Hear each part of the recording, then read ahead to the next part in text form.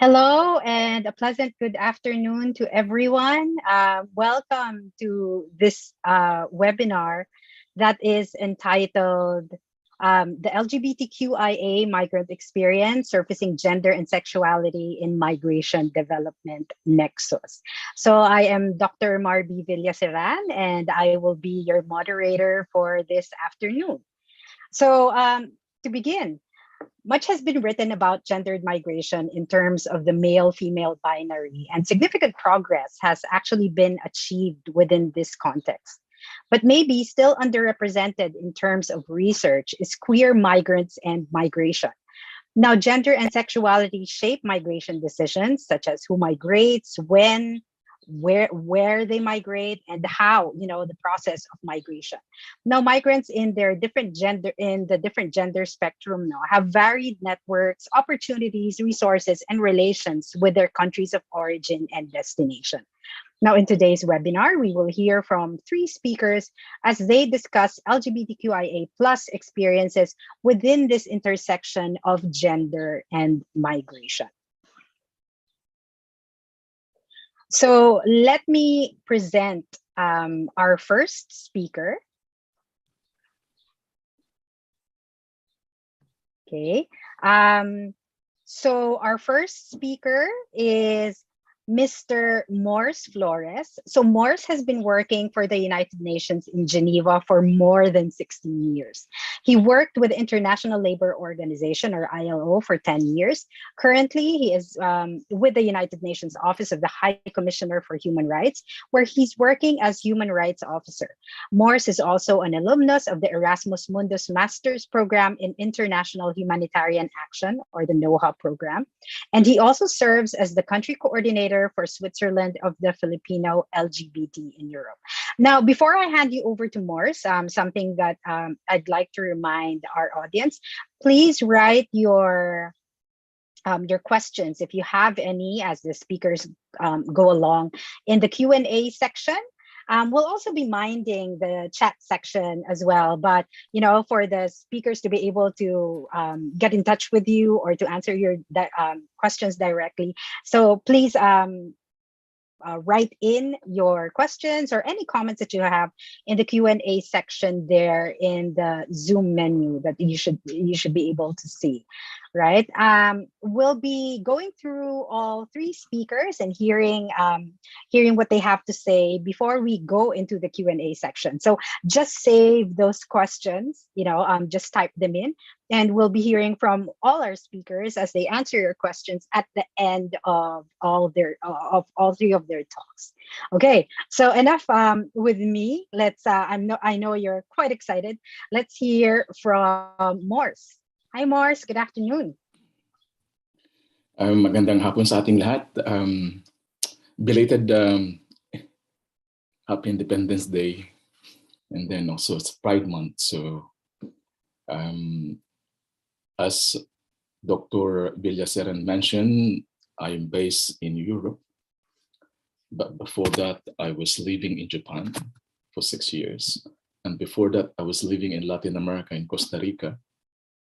So my experience and my sharing today is going to be pretty much about myself, because I think that's the idea. And for full disclosure, because we're talking about experiences here, and for full disclosure, I also belong to our LGBT community. I've been living with my partner for the past 17 years. I would like to start my sharing with a very interesting anecdote. When I was a student in Japan, this is in the 90s. You can imagine, the demographics of Filipino OFWs. It changes from location to regions, and it also follows the work that they do, so that when you identify yourself as a Filipino in certain parts of the world, they have an image of who you are, and even among our kababayan. So when I was a student in Japan, it was my first time actually leaving the country. I was 18, so I wasn't quite familiar, with this issue related to migration development, let alone gender. So I was sitting with a girl on a plane, and immediately he asked me, "So saan ba ka nag-work?" So I wasn't expecting that. I have heard about, Japayukis and all that. Pero yung immediate association niya sa akin is that I was a hostel, that I am working in Japan as such. And yun ang unang tanong niya sa akin, saan ako ba nag-work? So sabi ko, pero I know that it was also a very sensitive topic for some people. So sabi ko, sa Tokyo. Then she really wanted to know kung saan bar. Sabi ko, very close to the university. So just to para matapos lang yung conversation namin, para hindi rin siya mapahiya in the end, kasi she was very focused. And then I found out why. Kasi nung malapit na kaming makarating, then she started to share her story. Na indeed she was working as an entertainer, tapos yung sitwasyon nila hindi maganda. Most of them actually, they were going to Japan in a very short, like a temporary contract. And then that they have to come back to the Philippines, they have to renew them. May mga napalad daw nakapag-asawa ng hapon. And then afterwards, this person whom I didn't have a very good relationship from the start, she became a very good friend of mine. And then she actually was the one who really brought me into the Filipino community in Tokyo. This is in the 90s. So yun yung una kong experience when we talk about this topic. And then later on, nung nag-move ako sa Spain as a student then, syempre ang una kong hinanap yung mga kababayan natin, So where do they go? And it was very easy for me to find out. I went to church on a Sunday, naghahanap din ako ng apartment noon. And then sabi ng pare, inintroduce niya ako na ako daw yung bagong Pilipino na gustong makisama sa community. And then immediately, yung mga kababayan natin, they all came and approached me and said, "Oh, saan ka nag-work?"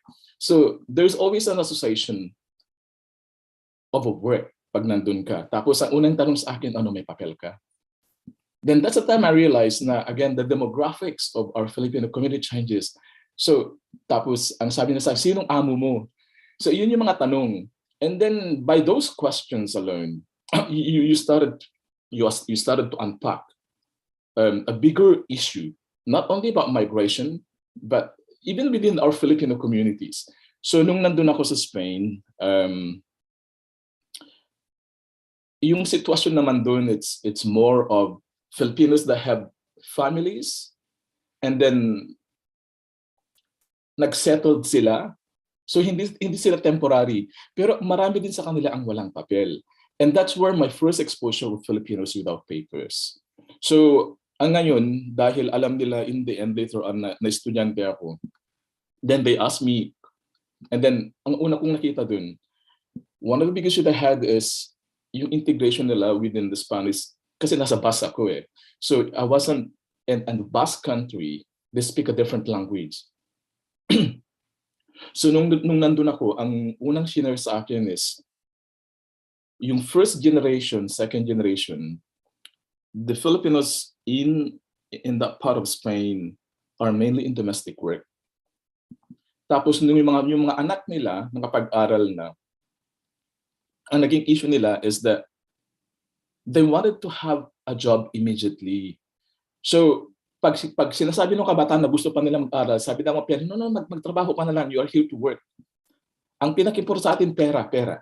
Ganun daw. So, yung mga kabataan talaga, mostly, pag nakatapos ng high school, hindi na nag-university.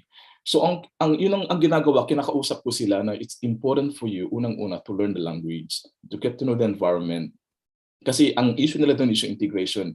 Ang napaka-klanis kasi natin mga Pinoy, we love to stay together. Para sa atin kasi parang yun yung protection natin.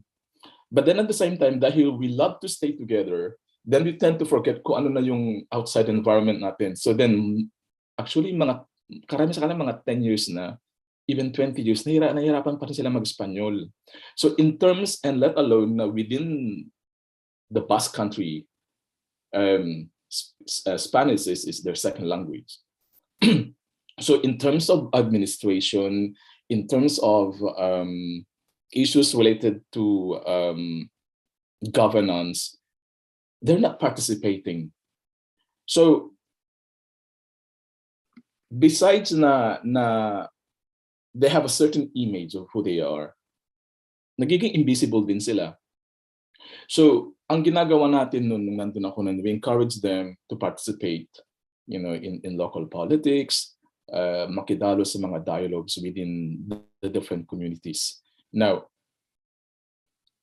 because we are also a very Catholic community, talking about gender or sexuality for that matter, kahit nas abroad ka na, it's such a very hush topic na, in fact, ang unang pag nakakita sila ng for example ng lalaki, kasi yun din isang isang demographics natin sa ibang bansa. There are places in the world where, like for example in Switzerland, almost 90% ng mga kababayan natin ay mga babae.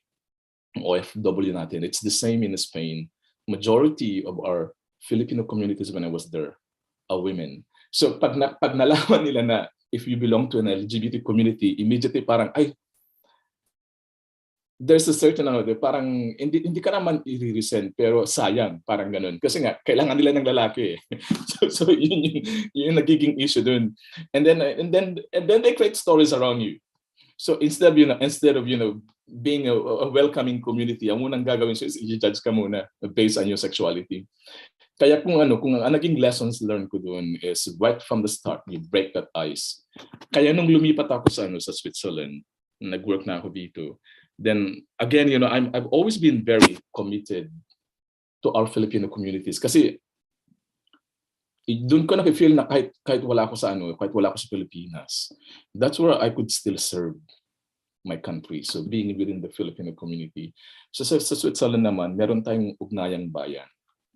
Switzerland, which is the Federation of our Filipino Communities in Swiss. Tapos, I used to go there as a young adult, 17 years ago. Nag-volunteer ako ganyan. And then later on, but I wasn't out within the community. And then later on, nung 5 years ago, I was elected as the chair of Ugnayang Bayan. Ang una kong ginawa is, I basically, when I had our first board meeting, I introduced myself, that you just elected your first gay leader in the community, and it was such a huge issue within the community. And then I said, I know that we have many members of our community within our bigger, larger community na nahihiya, natatakot, they don't want to participate kasi nga they don't want to be judged. So nung sinabi ko yun, ang daming nag-message sa akin na thank you so much for opening up. But then we also had members of our community who left the organization kasi nga they don't want to be led by a gay community leader. And it's a pity, pero lessons learned. We gained some, we lost some. And ang ginawa natin doon is we made a campaign that that our community is a diverse and inclusive community, in as much as we want to have everybody part of the community.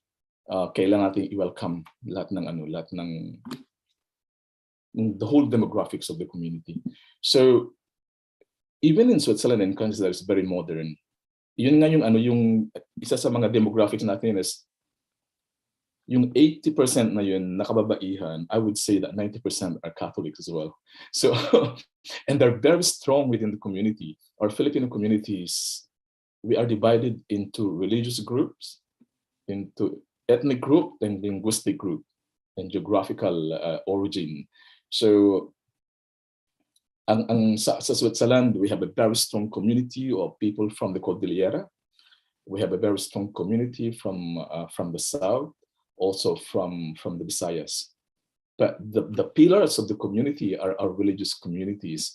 So being a member of the LGBT community and leading that community, you can imagine how difficult would that be.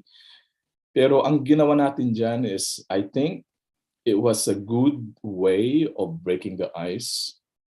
Na when you have an open leader out there, na nakikita nila na it could be a model for others. And then some parents, they actually came and talked to me and said, I would really like you to talk to my daughter. I would really like you to talk to my son. Yun yung mga sinasabi nila. I'm stopping my presentation here. These are my personal experiences, but I would rather want to have questions later on. Yeah. Salamat. Thanks a lot, Dr. Mavi. Salamat ulit. Salamat po, Morse. It's quite interesting, no? I mean, these are the types of webinars that I say I enjoy, no? Pero even if they're, the topics can be, are serious and not so enjoyable. But I love hearing personal experiences because these personal experiences give humanity, to the research and data that's out there. So thank you, Morris, for sharing. Interesting for me when you mentioned how depending on where you are, Filipinos, the Filipino community would question you based on their assumptions, of how assumptions on the types of Filipinos, the waves of migration, actually, the characteristics of the waves of migration during that particular time, when Filipinos come into certain countries.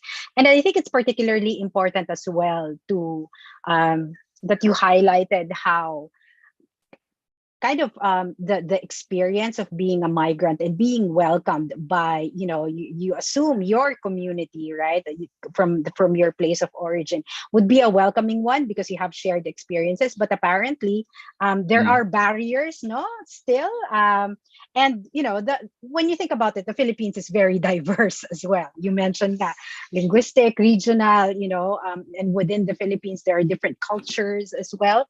So this, would figure into migration experiences. So I'm sure that there would be a lot of questions regarding your experiences later on, and we look forward to hearing more from you later. So again, thank you, Morse. So we'll be moving on to our next speaker. So Ms. Clelia Compas is a fourth-year doctoral researcher in migration studies at the University of Sussex. Her current research investigates the everyday life experiences of Southeast Asian LGBT plus migrants who are living or residing in Bangkok. Particularly, she tries to understand how sexuality impacts migration processes, from the decision to migrate to the modes of incorporation at destination, which Morris also touched on for a bit. So she founded Yambi, a French non-profit organization that aims to facilitate integration of refugees in France. And she also co-founded Corridor Citoyen, a French non-profit organization that provides assistance to refugees from Ukraine desiring to seek refuge in France. So let us all welcome Clelia Compas. Thank you very much. Hi, everybody. It's a pleasure to be here with you today and to have the opportunity to share my work with you. So I'm going to share my screen so you can access my presentation. Can you all see it? Can you see my screen? Yes, we can, Clelia. Okay, perfect. So for the past 4 years, I've been working on the impact of sexuality and gender on migration processes. I was working at the UN 4 years ago in Bangkok, and we wanted to work on LGBT migrants. And it was really difficult for us to put forward some programming because we realized that we don't know anything about LGBT migrants. There is no research, no data in so many countries, especially in the South. In like the global South. So it was really difficult to justify any programming to stakeholders at the UN because they're like, yeah, but we don't know they need anything. Like, we don't know if they have any specific needs. So we cannot implement any programs. So I got really frustrated about this answer because I was certain that they have very specific vulnerabilities and needs because of their intersectional identity. So that's how I decided to do my PhD on this topic, thinking that we don't have any data. Okay, fine, I'm gonna collect the data myself. So that's how I began my PhD. And so I'm just gonna move this, okay. So let's talk about the contemporary landscape of LGBT human rights, because that's the cause of most LGBT migration. So we live in a twofold global context in which, mostly in the global South, there is a proliferation of regulations and laws that discriminate LGBT communities. For example, in 72 countries, same-sex practices and relationships are still criminalized, including by the death penalty in 13 countries. And on the other hand, mostly in the global North and North America, there is a proliferation of LGBT cultural products, information and human rights ideologies that depart from Northern America and spread around the world, which gives the idea to many LGBT people that an LGBT life is possible only if they live it abroad. So only if they migrate to a country that will give them the security and the rights to live this queer life. So in this context, we can assume that a lot of LGBT people decide to leave the country which is criminalizing to migrate to a country which is accepting. But as I explained, very little is known about the migration processes of LGBT people across the globe. Research on migration remains largely heterosis normative, with the implicit assumption that all the immigrants are heterosexual. And when we talk about gender in migration, we always limit it to men and women. And the data is rarely disaggregated by sexual orientation, gender identity and expression, and sex characteristics. So in this context, this lack of information on LGBT migrants makes these communities invisible and hard to understand. And it also led many stakeholders, as the UN, as I mentioned a few years ago, to be prone to assume that LGBT migrants don't exist and thus ignore the specific vulnerabilities, needs, and challenges. And I didn't phrase it well. It's not that the UN assumed that a few years ago when I was working there, they just needed some data to prove that this community have specific vulnerabilities, needs, and challenges. But we didn't have this data at that time, in Southeast Asia at least. So let's turn to academia to understand the specificities of LGBT migration. So since the late 90s, a new body of scholarship called Queer Migration Studies has started to investigate the migration processes of sexual and gender minorities. Specifically, it examines how sexuality as a dimension of power shaped and organized processes of migration and mode of incorporations, and how in turn the contextual and structural transitions that mark the migration experience impact the way in which identities are formed. So it means that sexuality and gender impacts people's decision to migrate, but the experience of migration also impacts the sexuality and gender of people. And not only those aspects of identity, it actually impacts all aspects of identity. So queer migration studies mainly research 4 questions. What are the role of SOGI? What role does SOGI play in the decision of LGBT people to migrate? What are the new forms of opportunities that LGBT migrants encounter through migration? What are the new forms of inequalities that LGBT migrants encounter through migration? And how do LGBT migrants resist and cope with the constraints of their intersectional marginalization through migration? So as I said, migration is impacted and impacts sexuality and gender, but not only, because people are composed of many aspects of identity, many layers of identity, which we call intersectionality. So adopting an intersectional approach means paying attention to the ways in which our lived experiences and everyday life interactions are shaped and influenced by the intertwining of various layers of our identity. This includes race, ethnicity, religion, class, gender, sexuality, migrant status, age, all of the layers of who we are basically interact with one another in ways that determines the kind of everyday life we have.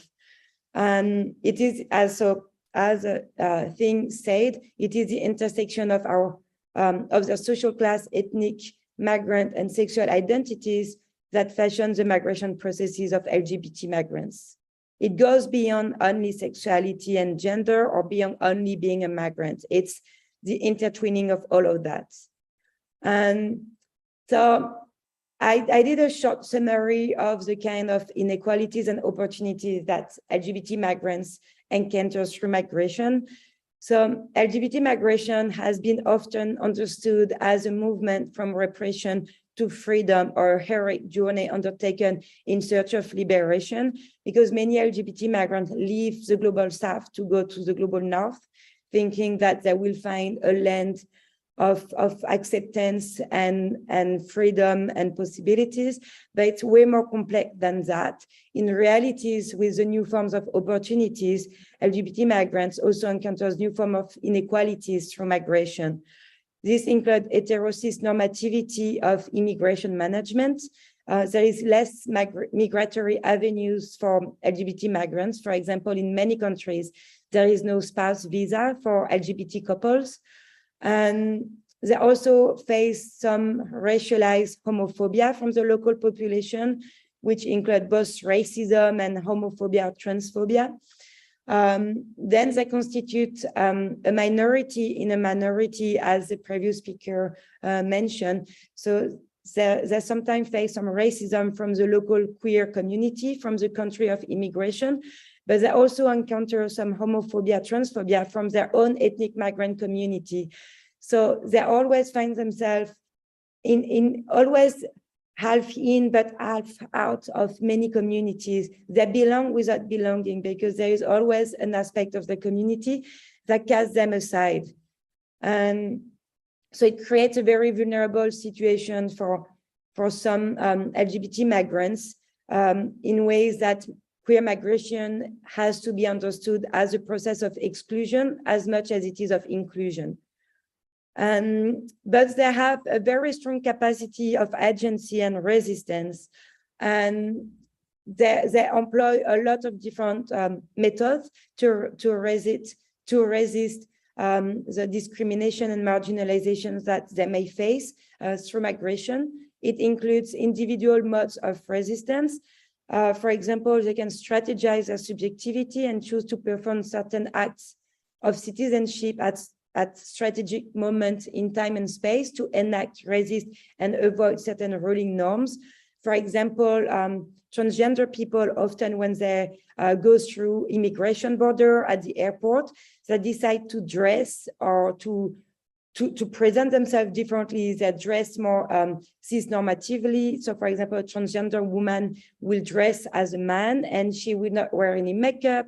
She will not wear any nail paints, as to conceal her gender identity as much as possible from immigration patrol.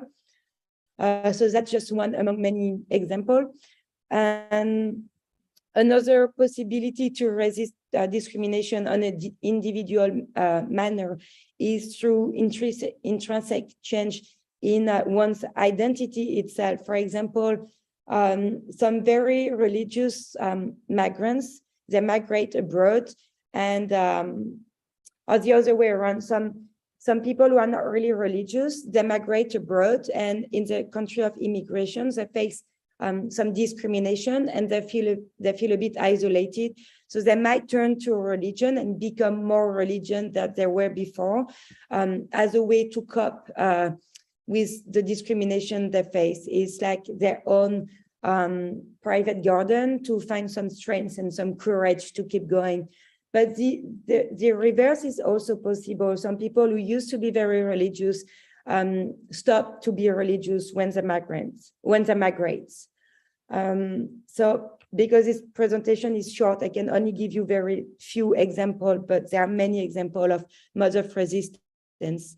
They also engage in collective modes of resistance. As I explained, LGBT migrants often are a minority in a minority, so they also face discrimination from both the local queer community and their own ethnic migrant community.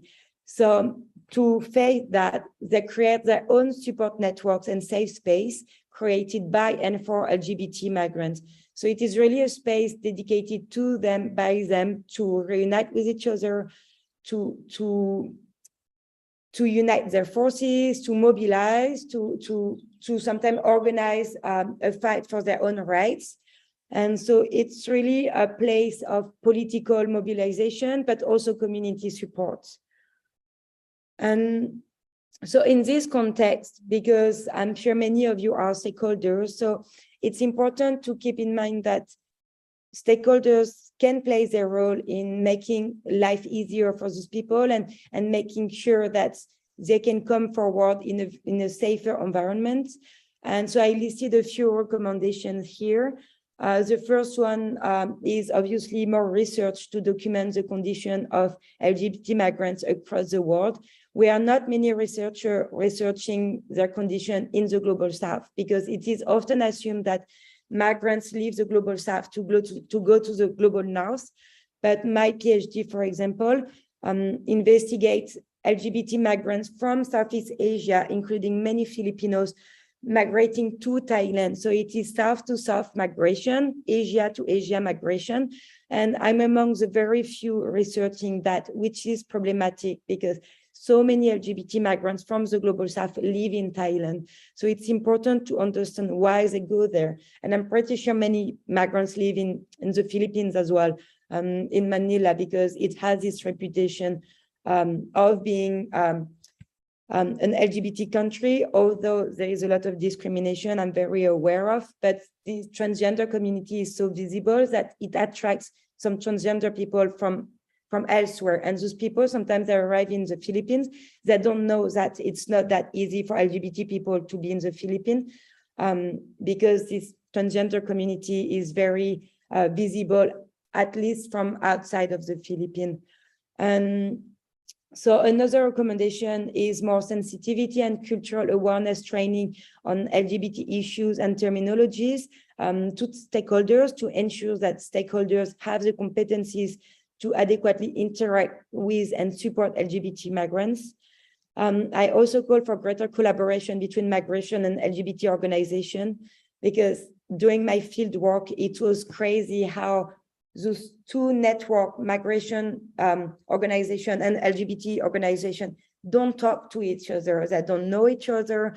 They don't communicate. They don't work together. It's highly problematic because LGBT migrants need both networks to have their needs and vulnerabilities understood and taken care of. So those organizations have to coordinate with one another if they want to be efficient in their programming and services.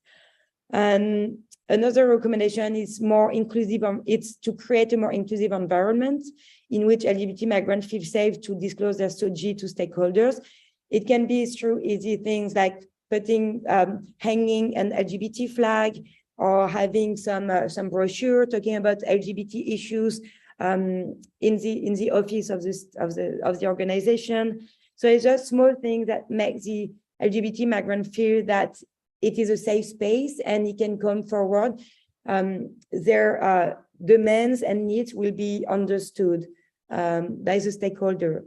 And lastly, I call for the creation of safe space for LGBT migrants, like social support groups, special days and time to register or hold interviews with stakeholders, or LGBT-specific hotlines, space where they will go and they know that nobody will see them, they will not be identified by people as LGBT. It's really a space for them, not identified by people that they don't want them to identify them. So it's really a place where they can go in full anonymity among them, among LGBT migrants, and among stakeholders that they trust. So that's all for my presentation. I hope my French accent was not too difficult for you to understand. And I hope it was, sorry, I was confused with my screen. I hope it was clear and that I'm looking forward to answering your questions. Thank you. Thank you, Clelia. Such an interesting, actually, let me just say, first of all, that you were very understandable. I know that this is part of the migrant experience as well, this kind of, questioning whether you're understood by other people, right? What's this is quite an interesting PhD study of yours, and how migrating to get a so-called better life, right? Is not purely economic, which is usually the topic of global south to north migration, but it actually analyzes how intersecting identities shape the migration process, from conceptualization, actually just thinking about migration, to settlement, in their host countries.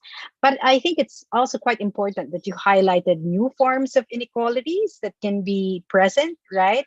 Especially, one of the things that struck me most is the liminal space, that in between space that most migrants actually kind of inhabit once they migrate to a new country. But this is exacerbated due to experiences of non-belonging, right, that they can be subjected to, even by ethnic or migrant communities they belong to, right, in their which is based on their host countries.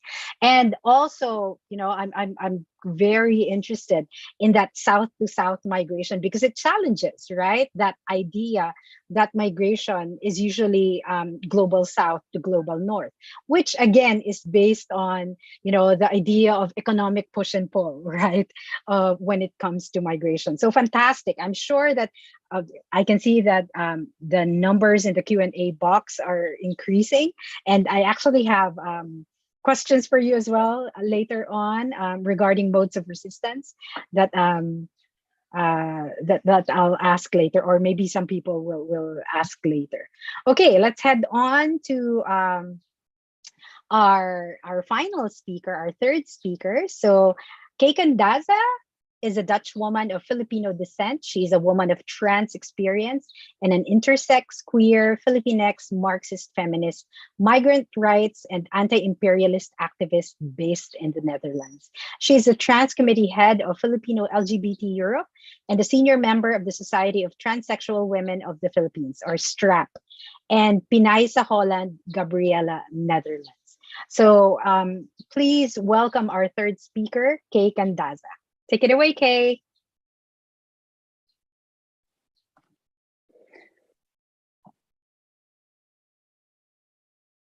Kay, you're on mute. So there we go. Can hear you now. When I think about the theme on surfacing gender and sexuality and migration as a developmental nexus, I think about myself and the collective diasporic narratives of the trans Pinay migrants in different parts of the world, and how in our journeying we find ourselves and our sense of wholeness. As a trans Pinay, intersex and migrant who has done sex work, I constantly experience various forms of intersectional oppressions from the mitigating layers of intersectional privileges.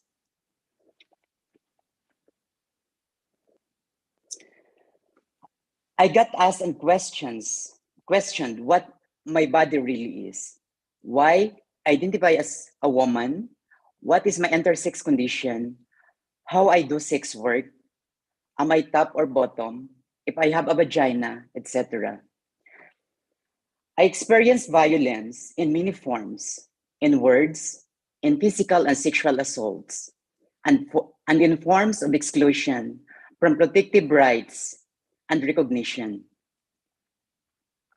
My country, our current discursive space here, our Philippines, up to this day, still has no gender recognition, no equality of unions, no anti-discrimination, no divorce, etc. And as my many layers of Filipino personhood, for so many years, I had to endure the pains, the struggles, and the marginalization, along with millions of others like me over the years. Trans Pinays and other Pinays are forced to do sex work or even proudly and happily engage in it, but face unpredictable life threats in as much as that of our Jennifer Laudi's fate. The pardoning of her killer makes me question if indeed I should be perfectly happy for having a new citizenship and affirming gender to allow me to evade the same tumultuous abruption fated by Jennifer and others like us. Many Filipinos, especially women, including queer women, have for many years suffered varying forms of exclusion and assault in foreign countries, and for many years have contributed to the economy of the Philippines, yet they remain unprotected by laws that would have allowed them to change their gender markers, marry their preferred partners, divorce their assaultive husbands, wives, etc. Some of them choose to freely come out as queer in foreign lands because our religiously punitive society imprisons them in many ways from their authentic selves. They had to experience duality of joy and pain in their lifetime. Perhaps more than those among us here. We have undocumented cases of rape, torture, mistreatments, and forced migration because our motherland failed them, us, in many ways. I could go on, but as I share my narratives with you and the collated sense of the multitude of trans and queer migrants, we surface the gender and sexual realities that have been continually ignored, misconstrued, and suppressed because we remain to be colonized by imperialists to this day. So I hear that we must decolonize in the simplest to our best ways possible by claiming our ethnically Filipino identities. Example, bakla, tumboy, silahis, bayot, agi, tiduray. Maraming salamat po. Maraming salamat rin, Kay. Very powerful message, right? So I think it's quite important now what your message contains. That even as we celebrate Pride Month and the strides, and the progress of inclusion, we also have to remember that Pride still continues to be a protest against social exclusion and violence, right? That we members of the community actually still experience up to present. And in as much as because there's always this idea that when you're already in a different country because of having escaped, that parang wala ka nang pakialam, no? Which is disabused by Moors, disabused by you as well, that you still continue to care and be affected and kind of be activists as well for continued inclusion and an awareness, right, of pride as protest, and an awareness of the violence that many members of the community still experience to this very day. And I like your final your final ideas on decolonizing gender, because even when we talk about SOGSC, sexual orientation, gender identities, and expression, they're very Western concepts. When you think about it, the idea of bakla, right, the idea of tomboy, they have to be rediscovered and kind of reimagined as well, and imagined and reimagined, so that they can reflect the realities of the Philippine experience. So thank you very much, Kay. And we now move on to the question and answer portion, which is actually my favorite because I like conversations more than lectures about topics. So I will just read through some of the questions that we have here. Okay, so the first question, you probably have seen this, Morse, no, but I'll read it to you so that the rest of the people can see it.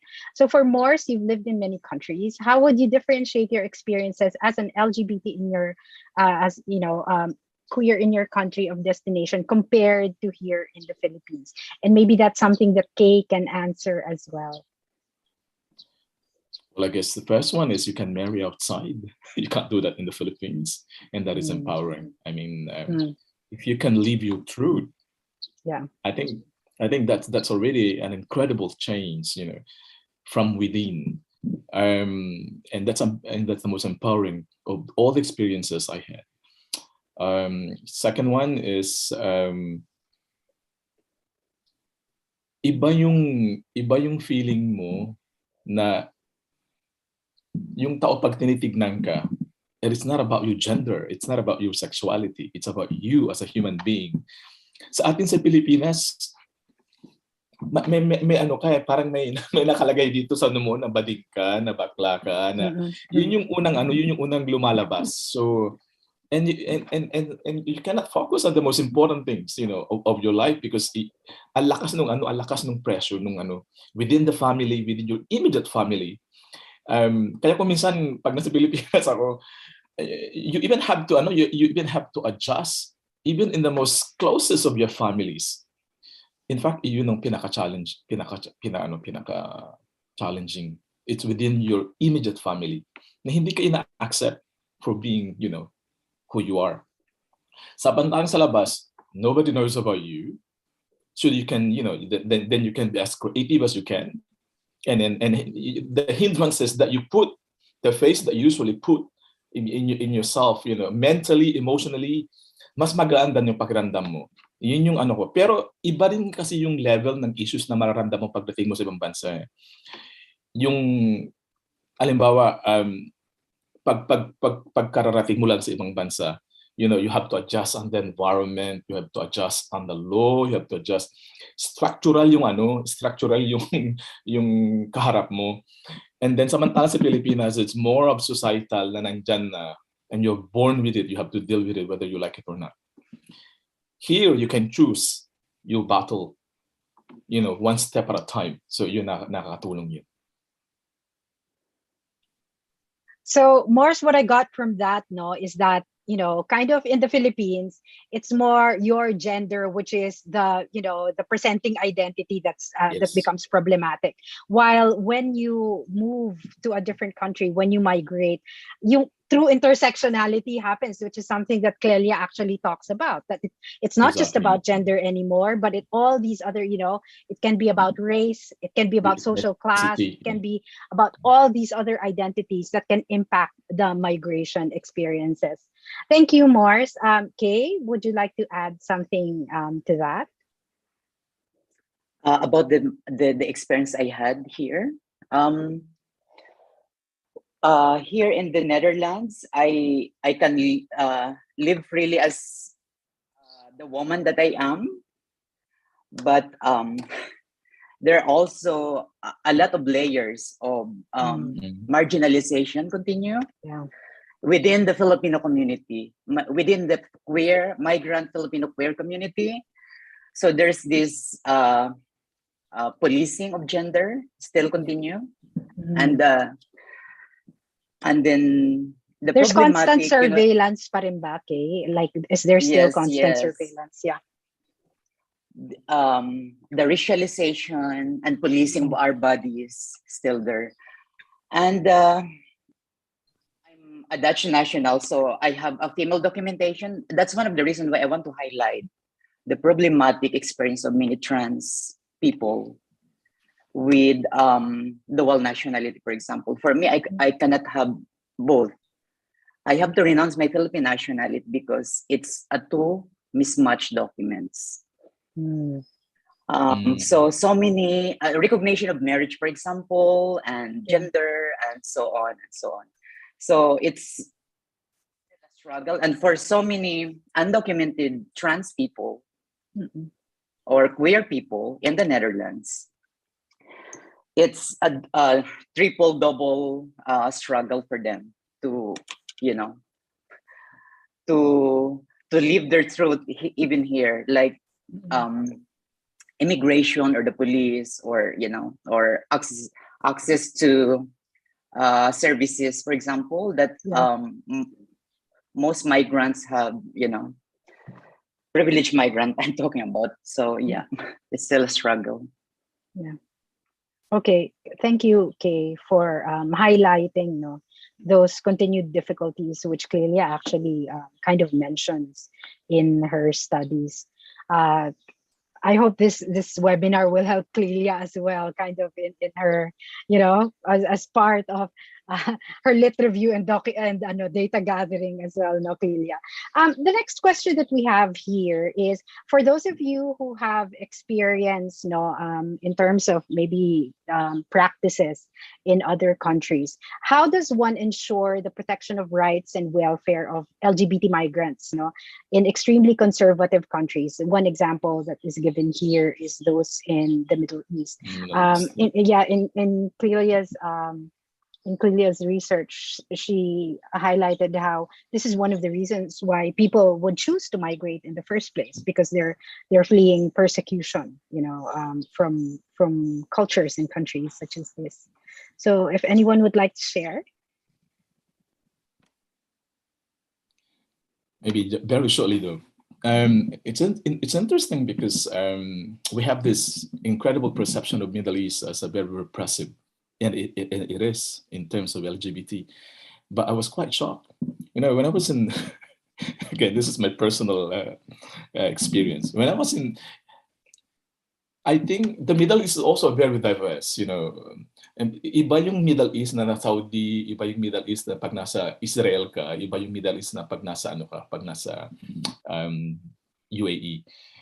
When I opened my Grindr in UAE, I was shocked the amount of gay community online, more than in Switzerland. And the most shocking part there is, within the gay community, there's also a very subtle racism. Like they would put the preferences, and some are very, very specific into race, into color, and it's shocking. I think I would like to recommend to Clea, in gathering your data in your further your studies, it would be very interesting for you to see how technology is affecting these communities of our LGBT community, because to me that was shocking. But I was also in Egypt in the summer, and people hide. You could see that. You don't see faces. It's just a blank, but they have information about them. So it shows, again, I think there's a certain safety net using, all these platforms. And you could see, again, a very good indicator of how safe, unsafe places. And for me, I use that as an indicator.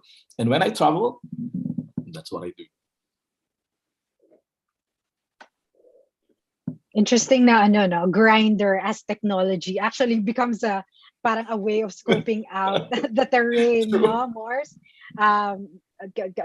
That's actually something na parang that's not really documented in most of the studies. So it would be interesting to kind of see where that's at, no?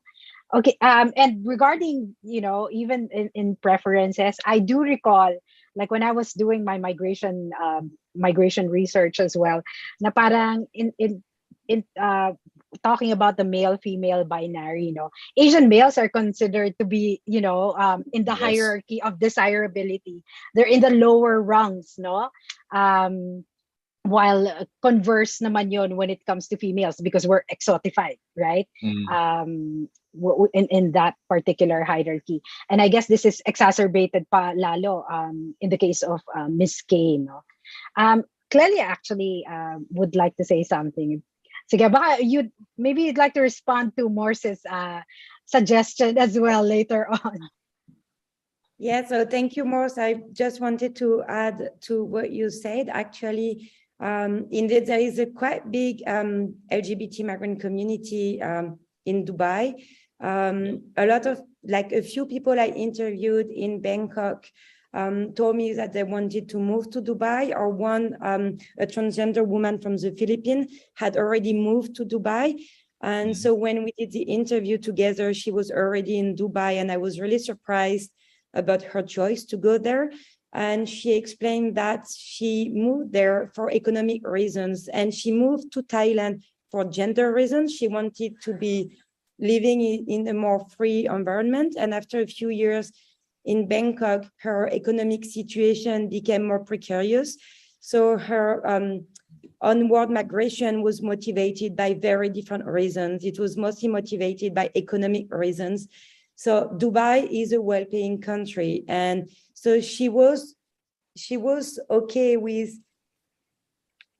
putting her personal life in a small box for a few years just to make more money, and then move back to the Philippines. It was really her objective to save money, to go back to the Philippines, to support her family, to buy a house.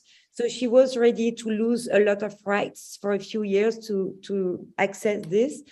But then she discovered that in Dubai, she can live quite freely as a transgender woman. She cross-dress every day. And she knows that if people discover she's transgender, she might end up in jail, but she still does it because she's really proud of who she is, and she takes the risk. And she said that it's way easier for her to date in Dubai than it was in Bangkok, which was really surprising because Bangkok is so famous for like the LGBT dating scene is so big in Bangkok, that because it's so big in Bangkok, it's more difficult to meet someone because there is a lot of competition. Whereas in Dubai, the LGBT community is existent, but smaller. So there is less competition and it's easier to date. So although she moved there for economic reasons, she found herself quite happy in her personal, sexual, and gender life in Dubai. And there is absolutely no study documenting this kind of experience. Even me, when I chose to do my study on South-South migration, I chose to do it in Thailand because Thailand is a very big LGBT hub. It never crossed my mind to do, okay, let's see how is life for people in Dubai, because for me, people will never migrate to Dubai because they have no rights and they can go to jail. And it was a very big mistake because a lot of people migrate there. So yeah, so just to add on what Morse said, and in terms of technology and Grindr, it is definitely a very important tool for community organizing, not only for dating, but also for community organizing, to identify each other and then to talk online, which is a way more private space than the physical space. It's more secure, especially in countries like Dubai or in criminalizing countries. And for LGBT refugees, for example, during the 2015, what we call the migration crisis in Europe, when millions of people came from Syria, Iraq, Afghanistan, walking to Europe. Among those people, there were some LGBT people, and it was very dangerous for them because if other migrants discover their identities, they could face a lot of violence, including a lot of physical violence. So the way for them to find each other along the path to Europe was through those kind of apps, through Grindr, and then they could meet along the path in Bosnia, Serbia, anywhere like in Turkey, and they could gather and organize together, and they ended up creating their own migratory path to Europe. So it really is important tools to simplify the migratory journey for many people, many LGBT people. Thank you. It also becomes a way to kind of communicate instantaneously, and kind of in as much as a lot of people say that bemoan technology. It's also a way of getting people together, and more aware of each other's experiences. Kay, I know that Strap is no, parang international. I know that your members are. I know Jaya Jacobo for one. So international yung membership nyo. Would you like to add more to what has been said? Well, the trans Pinay around the globe are actually excelling, not only professionally or academic, but we also a lot of trans Pinays who do sex work, for example, for economic reasons. So these are women, trans women who have PhDs, but they enjoy they enjoy the freedom of doing sex work because they are seen as powerful, they can dominate white male or what. So this is I think our way of reclaiming and decolonizing ourselves, like to feel powerful, to feel empowered, and at the same time for economic reasons, to survive, for our survival. And most of us here, women I've met in the Netherlands, for example, most of them are undocumented trans women. And most of them are also breadwinners back home. So there's this huge percentage of women, trans women, who are doing sex work. Some of them are forced to, some of them are happily doing that for economic reasons. And to add to that, some of them are also, they became undocumented because of domestic violence, for example. They were documented before, but that's the issue of domestic violence. We have to always include the experience of women minorities in migration discussion, A lot of women I know here who are queer and trans are also victims of domestic violence, and they end up being undocumented. And then they choose to stay in the Netherlands or parts of Europe that so they can make a living and send money back home. So yeah, it's the experiences are quite diverse. Yeah. So it's good to actually be able, to talk about that. And it's actually connected, I think, to one of the comments here. I'm not sure if I think it's talking about Clelia's presentation and not mine, because I'm not a presenter. I'm just saling pusa po. I'm just the moderator here. So it says that it's interesting that in some cases, LGBTQI plus may use their minority or ethnic identity to find belonging in foreign cultures. So the commenter recalls a friend saying that being Asian makes one exotic and popular among potential partners in Europe.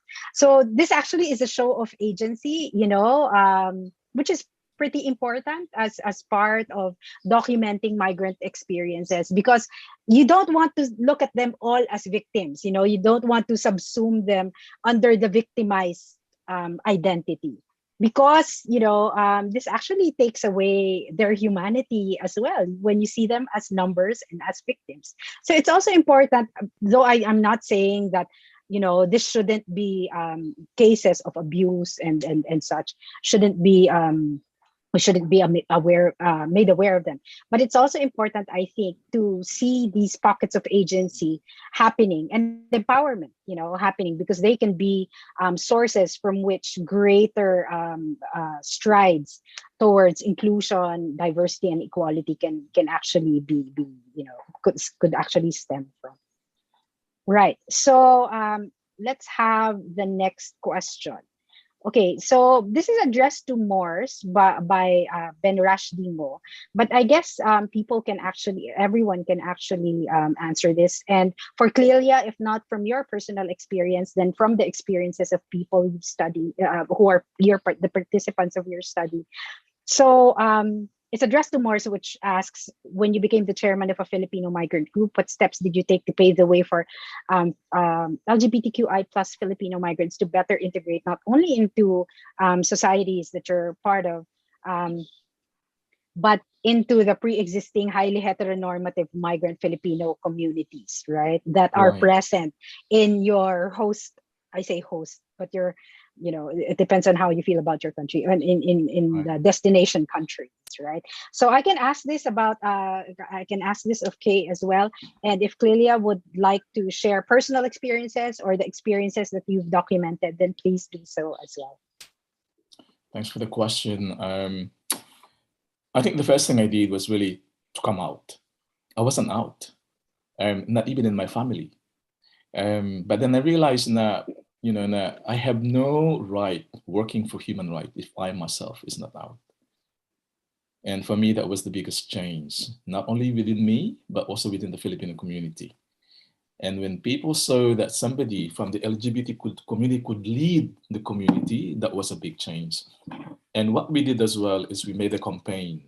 Kasi, I mean, the most challenging is a change of heart and a change of mind. We can create law. We are creating law on the daily basis. But the most difficult is that how you implement that law and how that law is being used by people or respected by people. And it's a change of mind, a change of heart is the most difficult. And it's the same within the Filipino community. And the only way for us, you know, to raise that awareness is, you know, to set models within the community that there's nothing to be ashamed of your sexuality or your gender. And so I took it as a personal advocacy. And then I keep, you know, telling that within the community, within our board, we also mentioned we had a campaign about diversity and inclusion within the community. It became my, how to put it, my placard that, you know, that when I have the opportunity to speak up, I always mention that if I'm in a panel and it's only men, I'm not speaking. So I made some, you know, some concrete steps just for visibility to ensure that, you know, that you know, that we cater, you know, the different voices within the community. And of course, I was pretty much trying to, you know, to ensure that we have the voice from our LGBTIQ community. And then followed by that, you know, the advocacy work, the raising awareness, it's the concrete actions. Like, for example, you know, we provided free French lessons, I mean, to the whole community. But then we also tried to develop within the bigger Filipino community, we have informal group of LGBT community. Na nung una, in the beginning, I would say they were not feeling empowered to come out as a community. And then what I did was I reached out to the larger Filipino community in Europe, and that's how I found LGBT Europe. So we started to link together. So na-strengthen yung organization natin dito sa Swiss, the LGBT community here, na naging member tuloy nung federation natin. For the very first time, we have an LGBTQ member within the federation as an official member and voting and now taking part officially in decision making within the community. So yun yung mga ginawa natin. And then we also started to promote. We have a very good collaboration with Athens School of Government. They have this, they call it ALSE program. It's a leadership and social entrepreneurship program, because one of the issues that we also have here is, you know, we have members of the community who are getting old. And the thing is, what they do is they keep sending money back home. They don't even think of themselves. And by this time, some of them have been working here, you know, for more than 30 years. Now they are 60 years old, 70, they have to retire. But for them, retirement is it's not a part of their vocabulary. But then now, some of them actually have come back to the Philippines. And when they spend all their money, their family actually ask them to go back. And said, no, you know, you go back and earn money. But they are now 65, 70. You know, I know cases where during the pandemic, many of them actually women, who've been working in Switzerland for more than 30 years. You know, there was a repatriation program by the government, so they took advantage of that. But then they started telling me that when the money they saved was finished, Yeah, it's their own family members who try to push them to come back. And it's really sad. So now we're trying to put, this financial literacy, social entrepreneurship. We have run this is a program for 6 months. We have run it twice, and it's changing. It's empowering not only new leaders within the community, but also members of the community to really reassess their finances, and for Filipino communities, that's very important. And then last, we also have a program on issues. We have thematic seminars on racial discrimination, because we always experience that on a daily basis anywhere in the world. We have accessing social services. What do you do if the police stop you and you don't have papers and all that? So may mga community webinars tayo na ginagawa rin, just to ensure na yung mga kababayan natin na nagkakaroon ng problema, then they would know how to respond to those issues. Over to you, Doc Marvy. Salamat ulit sa question. Thank you, Morse. Would anyone like to add? Again, just to recount the question, what have you been doing, right, to promote the inclusion of Filipino migrants in your own ways, or in Clelia's case, some of the best practices of migrants, right, in areas where she studied. Yeah, Kay, go. Visibility is one. So we always try to, create. We always join. International solidarity, for example, is important. And also bring the issue of our issues of Filipino migrant workers. We are migrant workers, for example. Lobby the Dutch, the European Parliament, even. And also not only exclusively for queer and trans migrants, but also for all Filipino migrants living in the Netherlands. The labor unions, for example. So we became the advocacy, the activism broadened.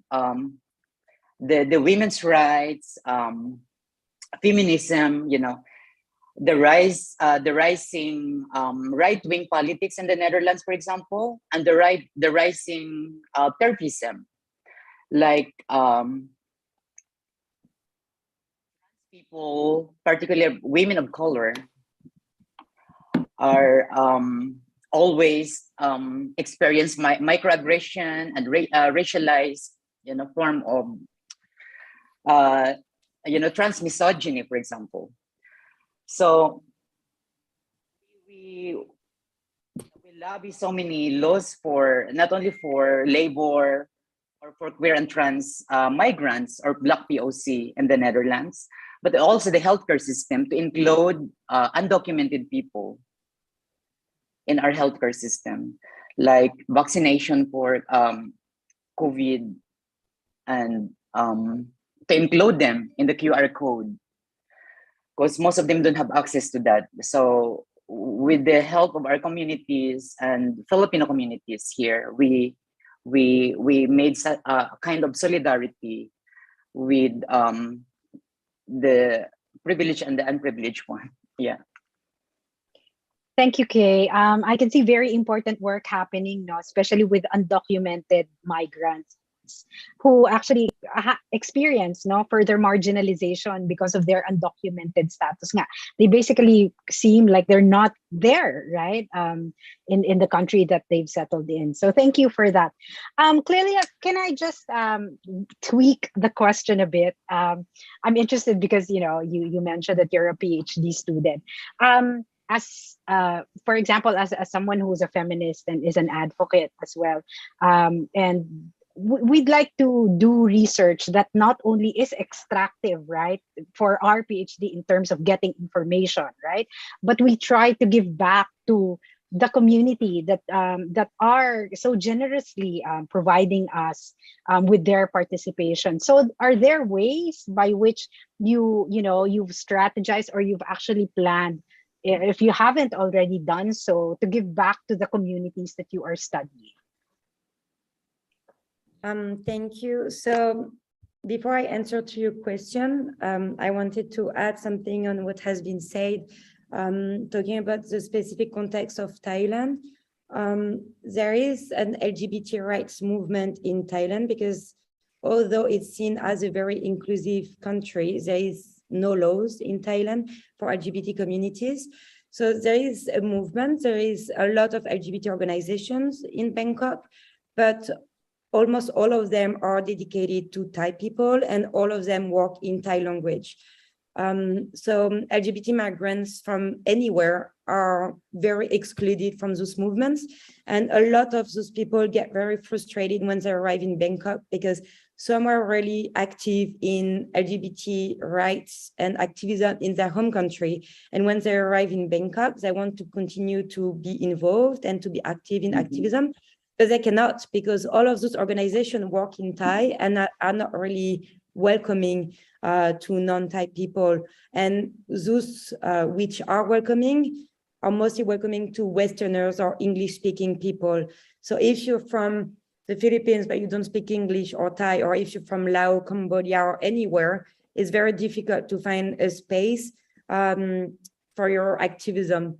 And to go back to your question, so as you say, so I'm not a member of the LGBTQ community myself, but I'm an ally, and I think it's really important for any minority group to be supported by people who don't belong to this group, people from the majority, because our voice is heard differently. So by combining our voice to your voice, we can have a way stronger voice. And I often take as an example the civic rights movement in the US.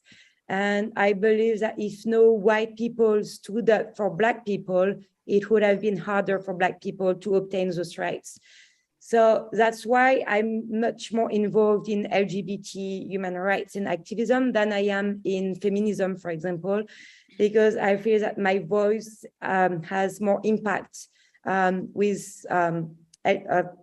help LGBT communities to obtain their rights than it has in the feminist movement, because I'm just one woman among so many women. And so we need more men in the feminist movement. But no, I'm no longer in Thailand. I'm back in France, very close to Mors. Actually, I'm from the Alps in Annecy, so we're neighbors, and we live 30 minutes away from each other. And but when I was in Bangkok, I was involved in many organizations, and my involvement was going way beyond my PhD. I was doing a lot of field work with LGBT communities I didn't need to do for my PhD. I was doing it because it was important for me to actually be part of the community the way I could be. And so I was teaching English to a lot of LGBT sex workers. I was doing a lot of HIV prevention in the streets, distributing condoms, taking some people to get some HIV testing at the community clinic.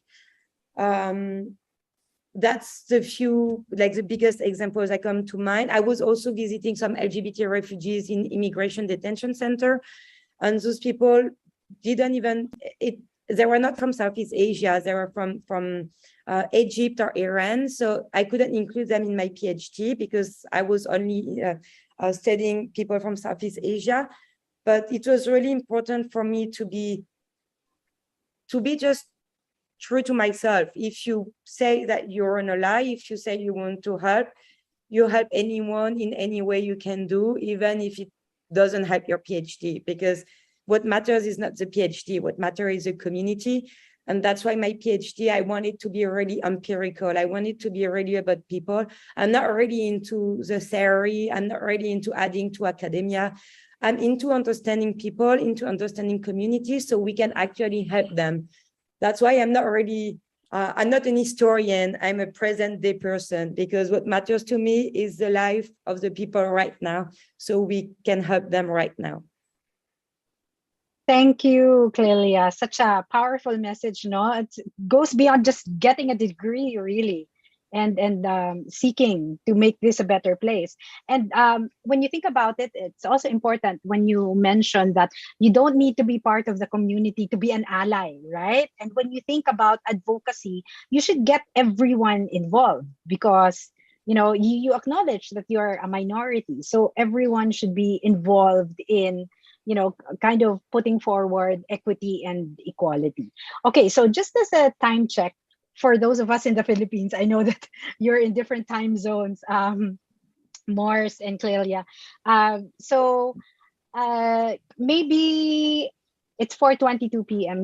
here, so we're about to end. But maybe just kind of I keep asking this whenever I moderate now. Maybe one of the key takeaways that you'd like people to get, from your participation in this event. So I'll give you a bit of time to think about that while I thank, our partners for this afternoon's webinar.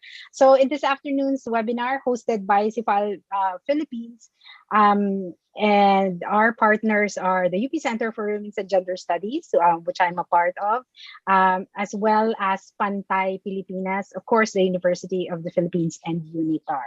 So thank you to our partners. Okay. So I guess before we end, let's see what our speakers would like to highlight for everyone, right? Speakers as well, if you'd like to answer some of the questions in the Q&A because we're not able to get through all of them, then please do so as well. I mean, you can type the questions, but we're now on to the final thoughts, right? So, Kay, would you like to start? Yeah.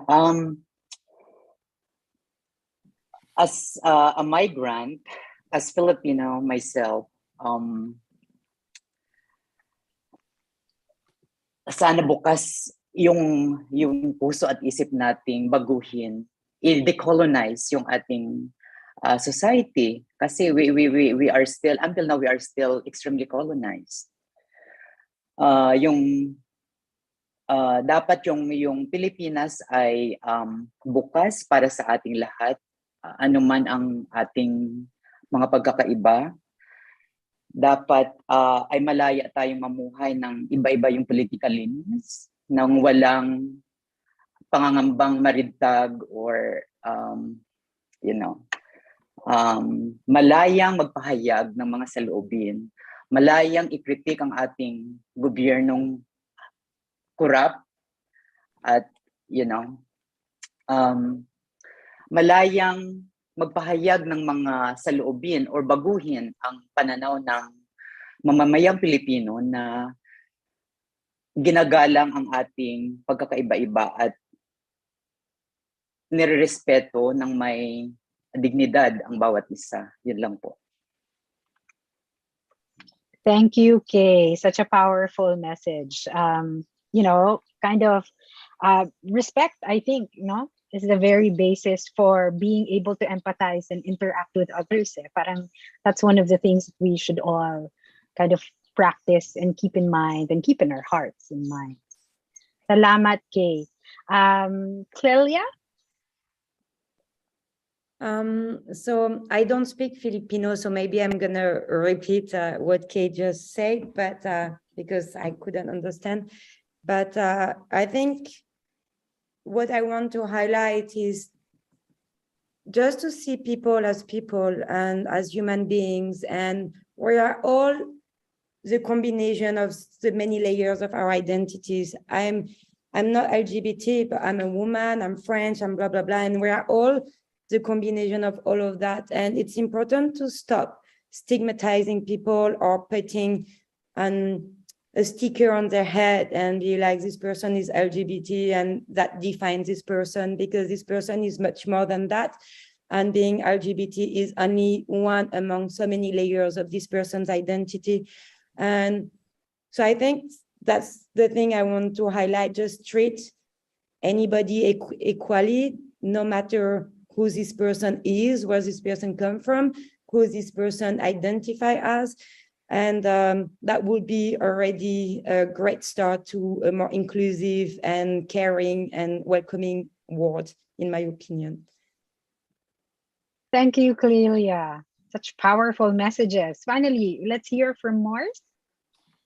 I have 3 takeaway from this. First, Okay. we need more studies, really. And I'm very grateful to have Clea doing that, and also with our partners in this webinar. Second, we need to talk more about these issues. Not until they're out there and being a part of a normal, conversation. We will always be invisible.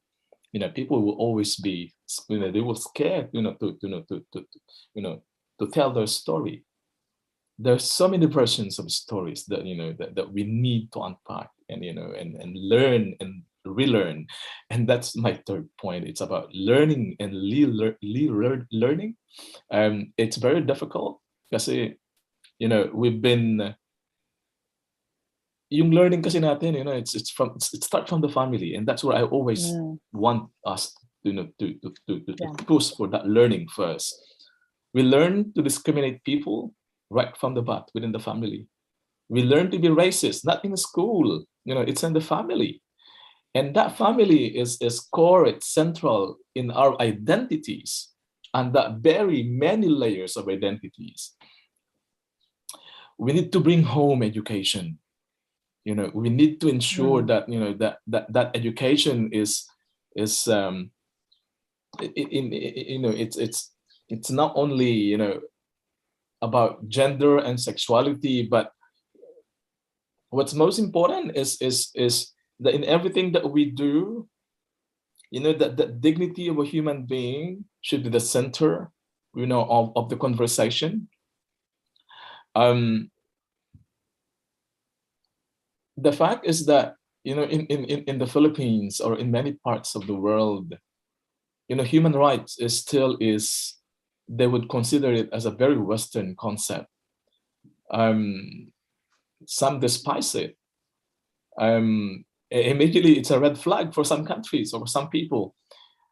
But one thing that I learned, living in different parts of the world, when that right is taken away from you, that's when you realize how important it is. When your right to speak, you cannot practice it anymore, that's when you realize how important to be able to learn that. But one thing, you cannot defend something that you don't know. And that is why, as a community, those of us who have been exposed, those of us who know better, I think that's our responsibility. And I'm very grateful for you guys, UNITAR, CPAL, UP, Pantai, and UPCWES for really organizing this. I really hope that we will have a follow-up to this. And Clea, if you need help, support, you can count on us, Kay and myself. Just half an hour away. I'm in Amsterdam. Yes, I'm in Amsterdam, so you can always contact me. And I'll be in Annecy. A friend of mine is having a wedding in Annecy, so I'll see you there. Let's exchange contacts. Yeah, it's good that we can actually connect, right? Through who would have thought, through webinars such as this, then the activism as well as the members of the activism actually grows. So I think it's very important. What we have here is one of the processes of learning and relearning. I think that Morse actually talks about, and I think one important thing, since we're socialized, right, as early on as by family, and then eventually by peers, by education and such. I think it's important to let ourselves be challenged and to not be so set on our ways. There's so much information that's being, learned every day.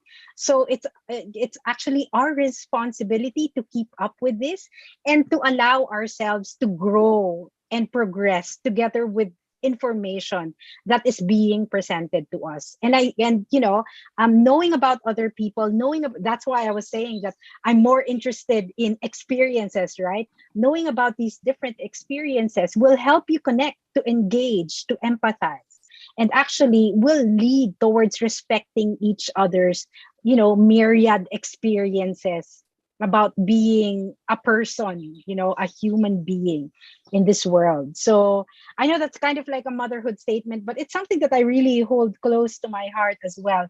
And that's how we form communities, right? And how Yes. we see each other as people, right? Not just Mhm. numbers, not just random others, but as people who are like us and who are part of us.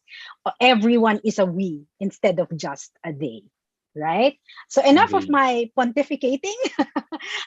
I would just like to thank you again, our very wonderful speakers who have been so generous with their time and their knowledge and their, sharing of their lives and experiences. Thank you, Clea. Thank you, Kay, and thank you, Morse. I hope to see you in whatever part of the world or the internet that we get to see each other again. And I'd again like to thank our partners. So CIFAL Philippines, Pantay, UPCWGS, UNITAR, as well as the University of the Philippines. So have a great afternoon, night, depending on which part of the world you're in. Enjoy the rest of whatever time zone you're in. Have a good Will day, do. everyone. Maraming salamat din. Thank you. Thank you so much. Okay, maraming salamat. Clea, merci beaucoup Maraming pour ton salamat. travail. Hein? C'est magnifique. Ok, on se voit bientôt. Oui. Bye.